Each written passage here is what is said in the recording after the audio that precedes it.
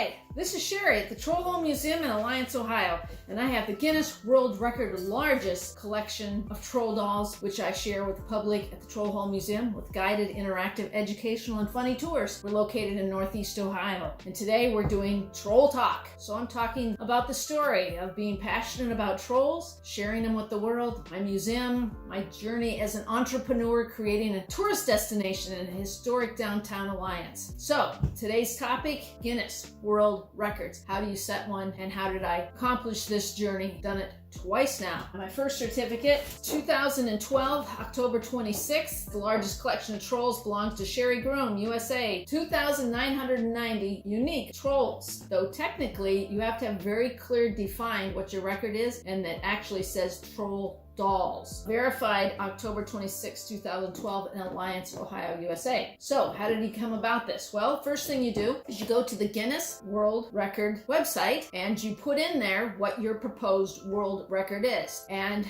they will verify if that record's been set, if so, what it's currently set at. So there was a girl in England that already set a record for the world's largest troll doll collection. I have a picture of it here. First person to set a record was Sophie Cross of United Kingdom, December 3rd of 2009. She had a record collection of 633 unique items. Hers are mostly Russes. She's got a couple Wishnicks in there and some more generic brands of the troll dolls. Printed it off the internet. I framed it and I keep this in the museum. Sophie, 14-year-old, that was the person I had to beat. 633. So at that point, I had a little over 2,000 troll dolls and troll memorabilia in my collection. Started organizing it according to the Guinness. I grouped them. Took a while to get all my products together because Guinness has to have verification. How do they do that? Two ways. One, you can pay Guinness to actually send out a Guinness rep to your place where you're going to do it and verify. You also have to have it open to the public. So you have to send out a press release and have a time when the public can come and view whatever your record is going to be. So you had to plan a date, send out some press releases, and get my massive collection of trolls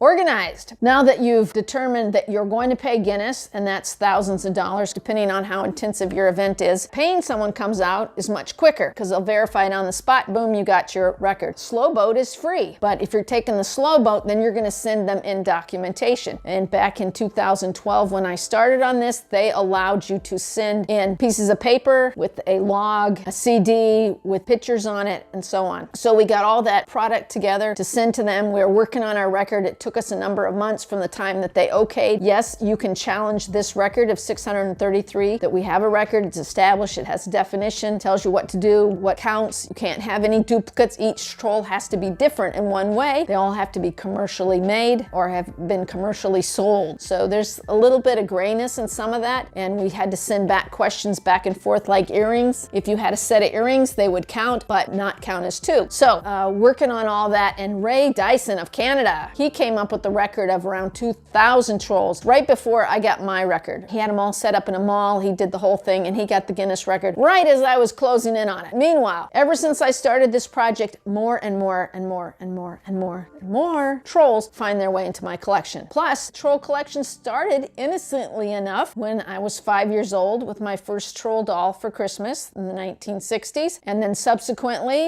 a little bit more, really picked up a lot of trolls when trolls made their comeback, 85 through 1997. After that, troll doll collections were being dumped. So it was a lot easier to pick up more and more larger amounts of troll dolls because they're hugely popular, but people lost interest. So I did finally get my Guinness World Record, the undisputed 2,990. Now that's not much more than Mr. Dyson's in Canada. And I felt really shaky that I would be able to hold on to my world record with a mere 2,990 troll dolls. Might seem like a lot, but thousands and thousands of manufacturers made thousands of different type of troll dolls, and each troll doll only had to be unique in one way. Here's two pencil toppers. So you can see they're very similar. They have different colored hair and they're different designs, but you could have this same design in 7 different colors of hair, or this one. Could be a lot of subtle differences between the trolls, and I had to get super organized by grouping them all by their features, by their manufacturers. So that's where I became a little bit knowledgeable about about the different troll doll manufacturers who made them. Of course, we all know Thomas Dam of Denmark was the very first person that came up with this iconic troll doll image, because in our museum there are troll dolls that were made outside and before this image, and today they continue to be many artistic renditions of what trolls look like, because trolls are the oldest legendary magical creature known to mankind from the northernmost part of Europe, the Scandinavian countries. On to the Guinness Record book. Here we go. Great big flashy book published in 2015. That's where I show up. Guinness has thousands and thousands and thousands and thousands of different records. Collections are in one section here. There's cars, there's videos, works of art. Oh, look at that dude. Clothespins all over his face. Lots of bizarre things that you can do. And somewhere in here, I have a one little liner. It's so small and insignificant compared to the whole book. Where did it go? Ha! Collections. What do you know? I finally found it. Trolls, right there. 2,990.